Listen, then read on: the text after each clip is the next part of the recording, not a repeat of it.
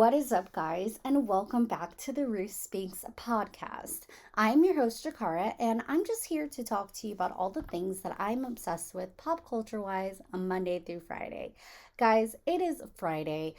I am seriously so happy that it is Friday. I am ready for the weekend, but I'm also ready to see if that House of Dragon leak was true. Yes, I already told you guys there's a potential, there was a leak where they are potentially positioning Daenerys Targaryen as the one who was promised. Again, I'm not for it, but I just want to see. I just want to see, are the writers that crazy? I have been on a real music kick lately. I have just been jamming out to old music. It's so crazy because there was like the H3H3 song. There was a video of them performing on TikTok, and it just took me back. Like that song just took me back. And it's crazy how a song can literally just scratch something in your brain and bring up a memory. And you know what I've realized? I've realized that these Gen Z performers are not doing it like how my generation and the generation before was doing it. Okay? What happened to the really good music videos? The music videos that had a storyline, the music videos that would have some celebrities, the music videos that like really were visually engaging but memorable. I'm talking, do you guys remember the Men in Black music video? Okay, anything Will Smith did? Do you remember Michael Jackson's music videos? Do you remember Carrie Underwood?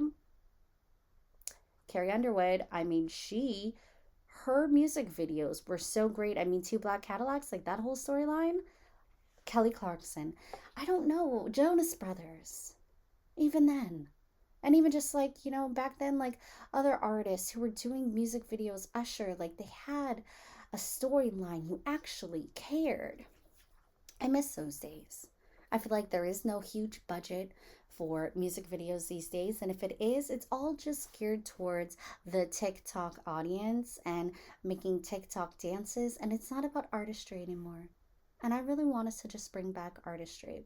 Because last night I was like really tired, but I was like, let me listen to some music. And I just fell down a Childish Gambino rabbit hole. Childish Gambino, I'm talking the old Childish Gambino. There was a music video for Bonfire that he did. Like, and Bonfire was like one of his earlier albums. When I tell you, that music video was so well thought out. You're literally okay, so let me set the scene for you, okay? It's people at a campfire and you see Childish Gambino's like character, and he's like, like a person who had passed away, and he's like wearing something around his neck. I'm not gonna say it. And people are just telling the story about like how he passed away. And it's like he's like every time they tell the story, he has to go through it all over again. And every time he thinks that he's like free, then like a whole new like it disappears, and he has to like wait until the next person. At least that's how I interpreted it. He has to wait until the next person comes and tells a story. But it was just so cool because it's like this like story within a story. And not only that, it's just like lyrically, Childish Gambino, Donald Glover was insanely talented. And the reason why I believe that that music video was so great is not only because of the amazing lyrics that were so smart, but because of the storytelling. And I feel like the reason why it works as well is because Donald Glover is not just an artist, he is a multi hyphenate. Ooh, he has everything all in one. And every time he came out with something, except for his newer stuff, I'm like, meh. But during that like Bonfire era, every single one of his like songs were just like a lyrical genius. I mean, like even when he said, "I'm the boss, Michael Spot," I'm the boss, Michael Scott. You're just Phyllis. Are you guys not catching what I'm putting down? I'm the boss, Michael Scott. You're just Phyllis. Oh, when I tell you his song Not Going Back has been so like pivotal to me my whole life. Couldn't see me in Spider-Man, but now I'm spitting Venom. That was before, and quote me if I'm wrong, that was on his song Not Going Back, and that was before he ended up being Miles Morales's uncle in the Spider-Man, the animated Spider-Man series. Like that was before that. And because originally, like, people were wanting him to be in Spider-Man and like petitioning, and like people just couldn't see him. And then years later, he does that.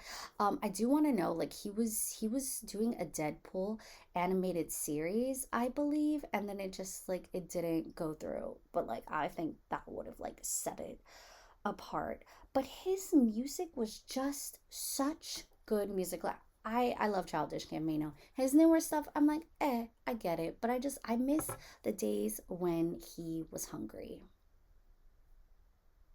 Maybe that's what it is. Nobody's really hungry anymore. Everybody just wants that like instant. And when you want that instant gratification, you're not putting in all of the hard work that needs to be done.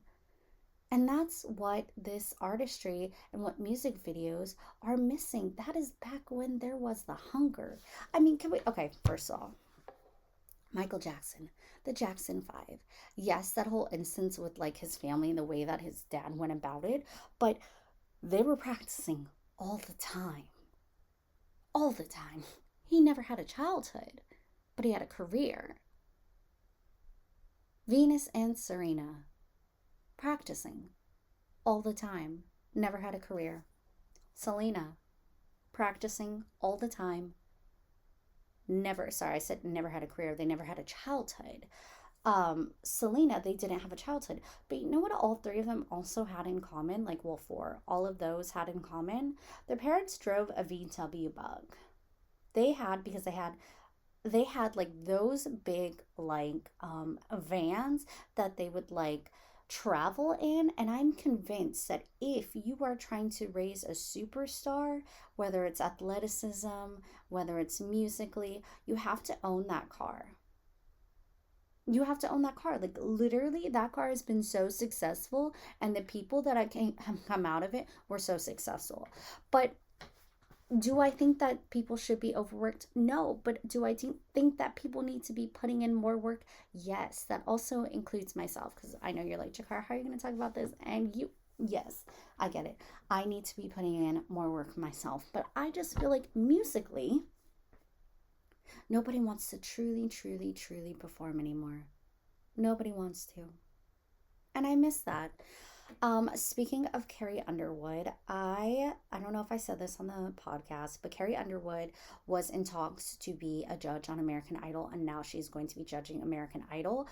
First of all, I didn't realize American, actually, wait, I did know American Idol was still around because there was this video of this girl who goes to audition, and she has her friend go with her, and then she auditioned and sang, and then the judges said no, and then her friend was like, "Can I audition?" And then she makes it. I That's the only reason why I knew American Idol was still around, because I'm like, do they even make stars from American Idol anymore? They did make a star, and that was Carrie Underwood. So for her to go be a judge, I think that that is so smart.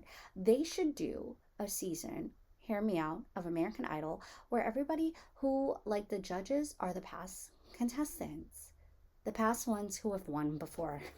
I'm talking Ruben Studdard, Kelly Clarkson, Carrie Underwood, Lauren Elena. That's who I want to see. Jennifer Hudson doesn't have time because of the talk show. Although I do wonder, is a Jennifer Hudson talk show still a thing? Like, I knew that that was a thing, but I don't know. I need to see if the Jennifer Hudson show is still around. I'm not sure. But can you imagine? And also just how to make the contestants feel a lot better, because it's like people who actually went through their shoes. But it's not as big as it used to be. It was like American Idol, you had to like call, you had to like text, you had to like call in, I think, and you had to vote. Like, it was a national phenomenon. And then it just kind of, I don't know, it's like it kept going and kept going and kept going. And then it's like it also reminded me of like America's Next Top Model. Because you, with the win, there were some people that like went on to have like a huge modeling career, but most of them were just kind of nobodies. And I just want to know what happened to those Revlon, it was Revlon or Color Girl, Cover Girl. What happened to those Cover Girl contracts, and what happened to the American Idol contracts? I feel like there is a documentary that needs to be in the works about this, because Something's happening, something's not right there. Something. Ballerina Farms, the whole trad wife where she like married this guy and like, that whole situation. It's coming out that because she like slammed the New York Times article about her. And then she was like, if you want to know more information, here's a link to my site, which sends you to the newsletter to sign up for their products. And already people have been doing reviews for her products. So a lot of people are thinking that this is a dark marketing technique, which marketing does that a lot. Usually, when there's a scandal, it's to drive up the talk around a certain thing. I mean, 50 Cent does it on his television shows. He will manufacture beef to get you talking, and that drives up the ratings for the show. And now people are saying that this whole Ballerina Farms thing was like a whole just scheme for her to push out her product line, and to get people to sign up for the newsletter to sell to them. I'm not sure on this. I'll have to do my research on this a little more, but I do think that it's important to have the conversations about trad wives and everything. And, just also not everything that glitters is gold. Um, I talked about this on my TikTok, Reese Spinks. Follow me if you don't. But the Mormon wives, the secret lives of Mormon wives. Okay, I looked into it. There was these group of Mormons who had this like deal to like swing and like only like swing with each other, but like one ended up getting really drunk and made a mistake and like slept with one of the girls' husbands outside of like their swinging circle, and then she got a divorce and she went on TikTok and talked about it, and then the other girls were explaining that that's not true, and then she like pushed out all these videos that like kind of show like the fun and flirty side and just all of these things that like expose the Mormon this Mormon mom group, and now they have a show. I believe it's a show. I don't think it's a documentary. I think it's a show. And if it's a show, I already said like I am seated because it's going to be so messy. But then it makes me wonder once again, just like the Ballerina Farms, was it all manufactured so that they could get a show? And why are we giving shows to anybody these days? I want a show. Hello, give me a show. I would make things so entertaining. My family always says that if I had a reality show, like it would be so funny because if somebody could just follow me around with a camera, yeah, but like also if people can like while they're following me with a camera, hear the thoughts that are in my head because I'd be thinking wild stuff. But yeah, reality show, it would just be me, my dog, me tripping a lot, me getting annoyed with dating apps because I'm so annoyed with dating apps. Um, yeah, and like so many different things in my life. I think that it would be really fun, a really fun reality show about my life. I don't know. I gotta look into that. What else is going on in the world? Hmm. Oh, okay. Speaking of music, I'm a huge Renee Rapp fan, right? Okay, I have been following her since forever. The Sex Lives of College Girls, obsessed. She was amazing as Regina George on Mean Girls, and both of her albums have been amazing. Like her vocal range, she is just so talented. You should listen to her sing like Love on Top. But my question is, why is she not collaborating with Haley Kiyoko? Haley Kiyoko and Renee Rapp, I just think would be such an amazing duo. They would be such a top tier duo. And just doing like a song together, I just truly feel like would bring everybody together. It would be so good. So I'm advocating for Haley Kiyoko and Renee Rapp to do a song together, to collaborate together, because I really do think that it would be so amazing. Oh, guys, I met my niece. I met my adorable niece. Yes, it happened.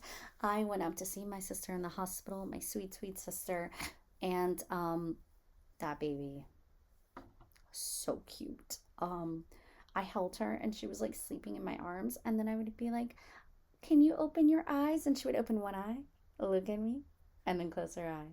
Open another eye, look at me, and close her eye. It was so cute. And then finally, my sister had to change her diaper.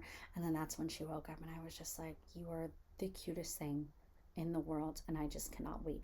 Also, like, new babies and their smell. I don't know what it is, but if you can bottle that up, that smell would just be so, so good. It would be so great. So yeah, this weekend, guys, I think I'm just gonna like chill. Stitch goes off to his boot camp. I'm going to miss him, but he needs some discipline, my dog Stitch. Um, yeah, I really need to find a pool because it's like I feel like it's such a waste to have these braids and not go into a pool. Yeah, so anyways, yeah, first week of this new podcast style. Let me know, what do you guys think? Definitely subscribe, leave a comment, and follow me on social media. Rue Speaks on TikTok, Jacarly Rue on Instagram. Everywhere else that your podcasts are released, that's where I am. And I will talk to you guys next Monday. Goodbye.